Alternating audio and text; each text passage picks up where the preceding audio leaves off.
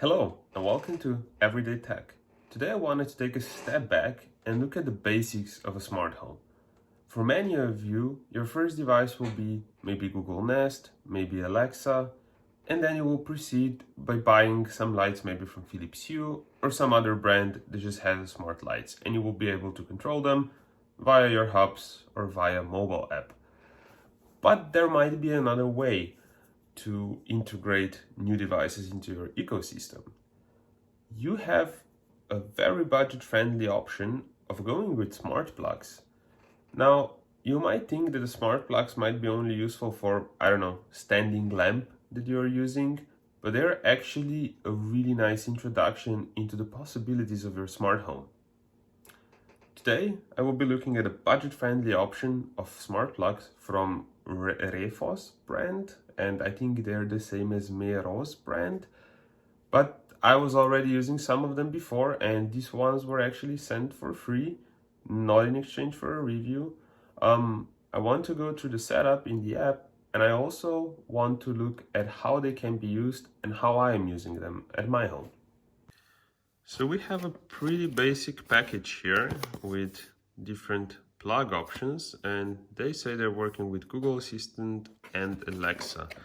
What we will be checking as well is if they work with SmartThings. Okay, so we got 3 plugs here. They look pretty nice with one button here. And I guess I need to hide the MAC ID. And I just wanted to do a quick comparison of the size. This is a IKEA plug. I think it's around €2 cheaper, but what I found out is that it takes quite some space, and especially if you're using an extender, this might present a problem because it will take 2 ports if you need to install it somewhere in the middle or if you want to use more of them. So I will actually be exchanging a few of these for these at my home. Really quickly, to compare with Meros light switches, this one is the one we're reviewing now. And this one is the one I've been using for a few months now, and they look identical, except, wait, for this part here. So basically, they are the same. And you should see a photo right about now of how they compare when you're plugging it together with IKEA into the extension cord. Alright, so we downloaded an app, and the app requires us to plug this in, and we see a flashing light. Let's switch to the app.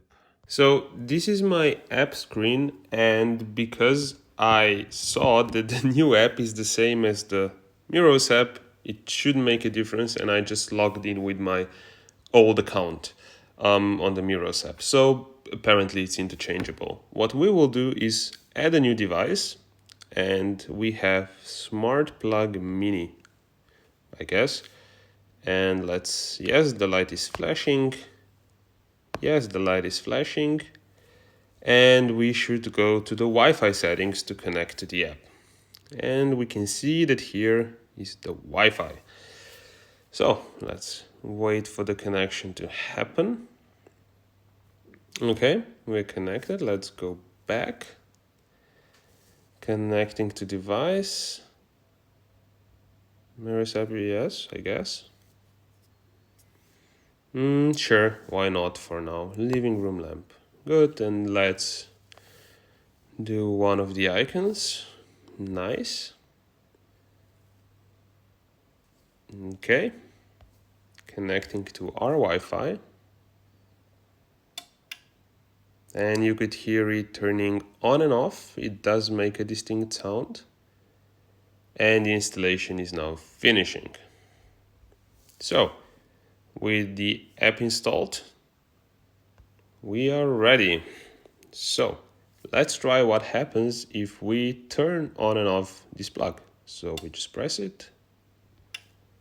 All right. So we're in the Google Home app, and let's see if this is already connected. So let's go to set up a new device. Yes, we have something already set up, and we can see that here we have already 2 devices. So let's say just check for new devices. Okay, it's linked. Not sure what's happening.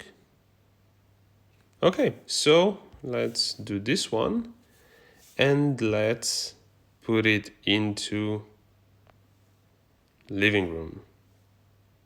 Next.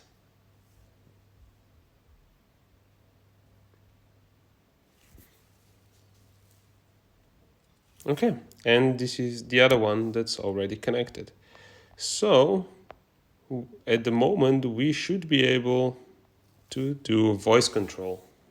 What we have here now is this plug plugged in this lamp, and let's try to control it. Hey Google, turn on living room lamp.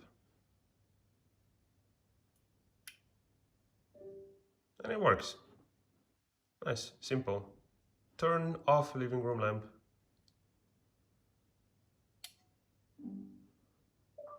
Nice. You might be wondering, why are we going through all this pain to get a smart plug working when we could just do it with lights? Well, in cases where you have lights that are not actually something that Philips Hue offers, like this one, and you want to have nice effects, that's exactly what you need. So let's try it out what we're getting with this one. Hey Google, turn on the big light. And this is the one we have for mood lighting, for example. Still, there is a separate switch for the small light, but this is what you can do. One of the other examples I use this for is the cabinet lights that usually come in, but only with the normal plug, and you can't really interchange the bulbs. So in this case, we have, hey Google, turn on small cabinet. Okay, turning the small cabinet And on. turning it off with a click from SmartThings. We're also using it with dehumidifier in the winter. So our smart thermostats actually have the humidity check control, but do not have the dehumidify function.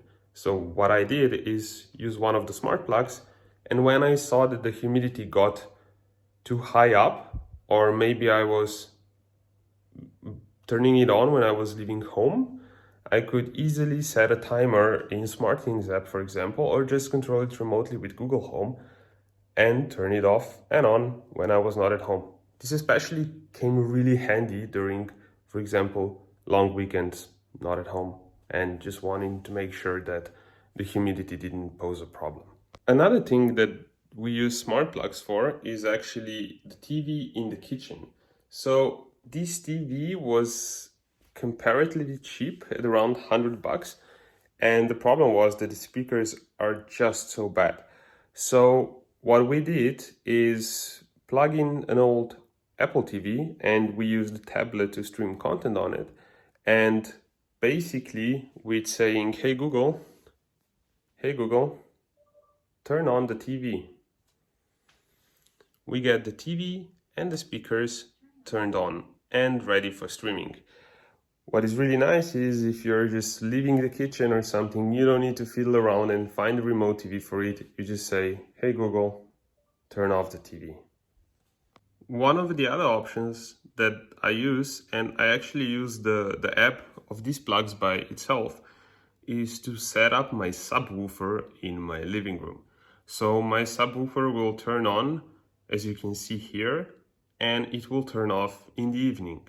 The reason is I'm in an apartment building and I don't want to be a shitty neighbor. So let's say we want to set up our living room lamp that we just set up on a timer. We would go to routines and add a new scheduling on or off alarm. And let's say living room lamp, we want it to turn on at sunset. And usually, as you know, the sunset is pretty dark in my apartment already. And let's say that I want it actually 30 minutes before sunset. Let's go next, and let's say living room lamp on. Let's save this, got it. And because I don't want it to be on the whole night, I will say turn it off every day around 11. Lamp off.